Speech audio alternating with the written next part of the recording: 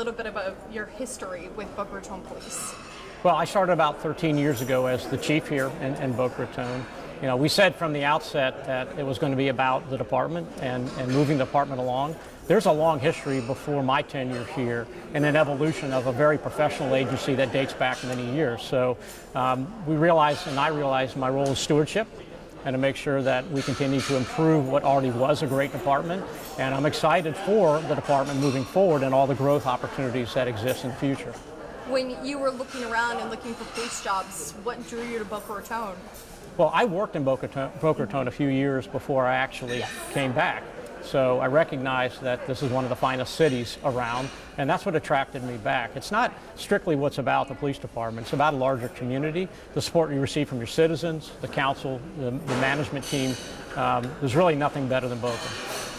And I know I loved your presentation there, that it had, some facts about Boca and how much Boca's grown too. I'm sure you've seen Boca just grow, and all the people that want to come down here and all the people that want to move to Florida. Sure.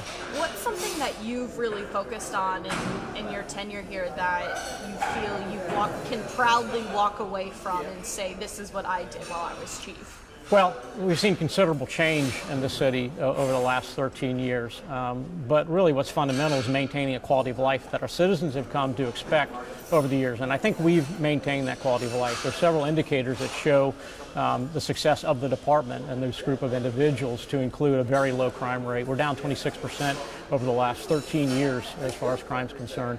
Outside accrediting bodies 4 times have rated the department as excellent. We have an 84% confidence rating with our citizens. So there are a number of things you can point to that really reflect on the people that are doing the job every day at the street level, and that's what's really important. And when you see that crime is down, 26%, how do you do that as a department? What was the focus? How do you say you did it? How is that even possible to make sure that crime is going down and you're making sure that the people in your city are safe? Well, we do it together, and it really starts with quality of community. As much as we'd like to take credit for these reductions in crime, the reality is if you don't have good quality of life, basic quality of life in terms of economy, opportunities for education and employment, then you're not going to have a safe community. We're an intervening variable in that we step in and do what we need to do to affect crime where we see it, and we need the support of the citizens to do that, but it's very much a team effort.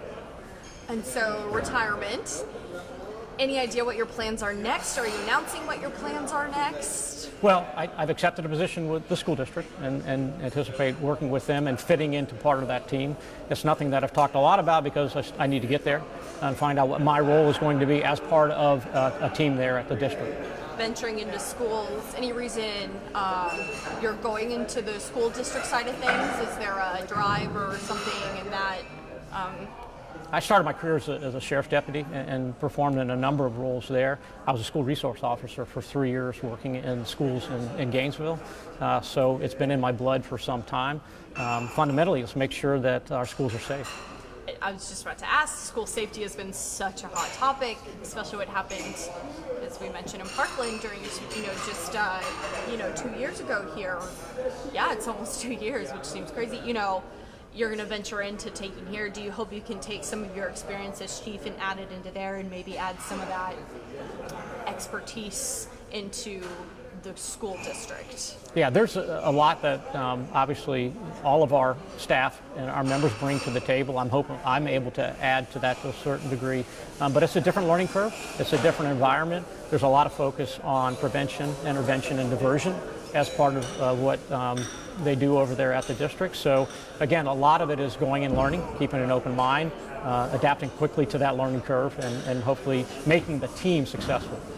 And is there something that stands out to you? Is there something that's a favorite memory or a favorite moment your time here at Boca? Is there something that really stands out to you that you're like, that's what I'm really going to walk away with, or that's what I'm really going to miss? These people here are incredible. The folks that are in our department, obviously the people are the force behind any great organization, and we clearly have the finest people in municipal law enforcement in the city.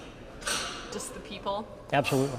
Awesome. And watching them grow, watching them develop in different positions, It's been great to actually promote several people and watch them go from sergeant to lieutenant to captain and above.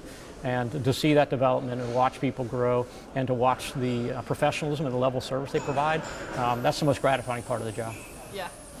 What was the reason behind the retirement? Do you know if there was, if you want to express that reason, or if there is any certain?